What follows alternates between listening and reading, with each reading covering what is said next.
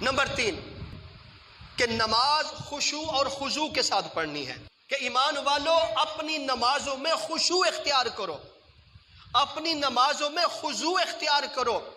خشوع اور خضوع سے مطلب یہ ہے کہ ہمارا دماغ اور ہمارا دل نماز میں متوجہ ہو۔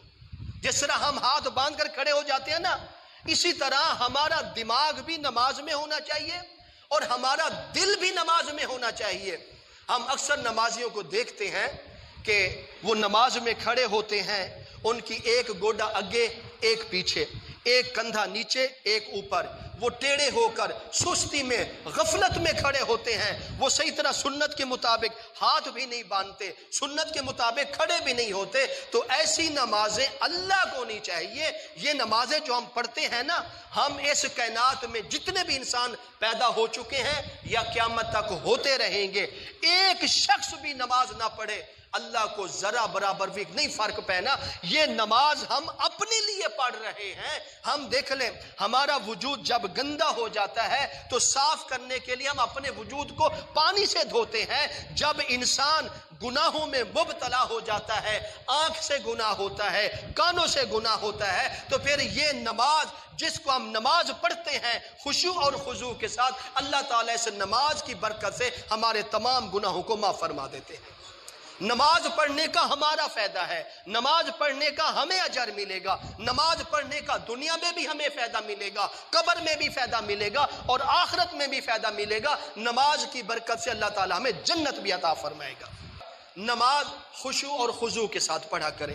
اب خشوع اور خضوع، تو پہلے نمبر پر تو یہ ہم نے احتیاط کرنا ہے، ہم اپنے جسم کو حرکت میں نہ کریں اور بالکل اپنے جسم کو مضبوط کھڑے ہوں، اس طرح کھڑے ہوں جس طرح ہم کسی وزیر کے سامنے کھڑے ہوتے ہیں، کسی پولیس والے کے سامنے کھڑے ہوتے ہیں، کسی افسر کے سامنے کھڑے ہوتے ہیں، کسی وزیر اعظم کے سامنے یا کسی چودھری کے سامنے کھڑے ہوتے ہیں۔ ہم اپنے جسم میں حرکت نہیں ڈالتے۔ کیوں؟ اس لیے نا کہ یہ وزیر اعظم کہ بڑا افسر یہ نہ کہے کہ تمہیں میرے سامنے کھڑے ہونے کا طریقہ بھی نہیں ہے، تمہیں ادب بھی نہیں ہے۔ تو اسی طرح یہ تو دنیا کے وزیر مشیر ہیں، ہم جب نماز پڑھتے ہیں تو وہ تو تمام بادشاہوں کا بادشاہ ہے، وہ تو احکم الحاکمین ہے، وہ تو سب سے بڑا ہے، جس کو اللہ کہتے ہیں، وہ تو اتنا بڑا ہے، ساری کائنات سے بڑا، دونوں جہانوں سے بڑا ہے۔ جب اس بڑے اللہ کے سامنے ہم کھڑے ہوتے ہیں تو ہمیں جسم میں ایسے ہم سست نہ کھڑے ہوں، غفلت میں نہ کھڑے ہوں،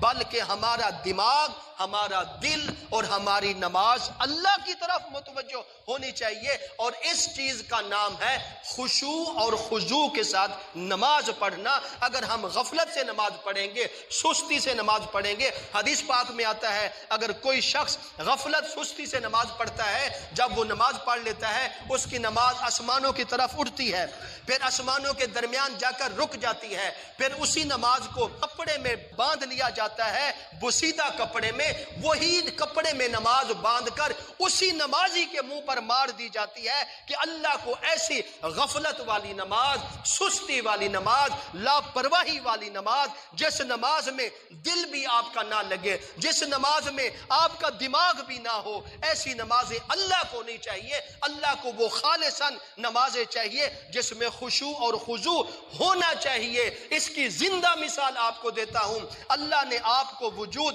خالص دیا ہے، اللہ نے آپ کو آنکھیں خالص دی ہیں، اللہ نے آپ کو زبان خالص دی ہے، تمام وجود کے جتنے اعضاء ہیں خالص دیے ہیں۔ اگر اللہ نے آپ کے وجود میں کوئی رد و بدل، کوئی تبدیلی، دو نمبری کی چیز نہیں ڈالی، تو پھر آپ کو بھی چاہیے، آپ پر بھی لازم ہے، فرض ہے کہ آپ کو بھی عبادت خالصاً کرنی ہوگی، خشوع اور خضوع والی، جس نماز میں کوئی نہ سستی ہونی چاہیے نہ غفلت ہونی چاہیے۔ اس چیز کا نام ہے نماز کو خشوع اور خضوع کے ساتھ ہم نے پڑھنا ہے۔ اب خشوع اور خضوع کس سے شروع ہوتا ہے؟ یہ وضو سے شروع ہوتا ہے۔ انشاءاللہ وضو کے بارے، وضو ہم نے کس طرح کرنا ہے، گھر سے کس طرح نکلنا ہے، وضو کے کتنے فرائض، کتنی سنتیں اور کیا طریقہ کار، کیا دعائیں ہیں، انشاءاللہ بشرط زندگی تو انشاءاللہ اگلے جمعے سے اسی جگہ سے انشاءاللہ آگے شروع کریں گے۔ دعا کرو اللہ